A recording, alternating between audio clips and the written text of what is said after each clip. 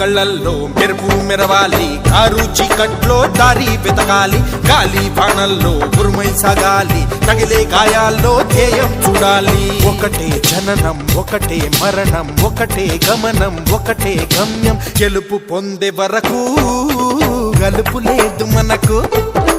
బ్రతుకు అంటే గెలుపు, గెలుపు కొరకే బ్రతుకు.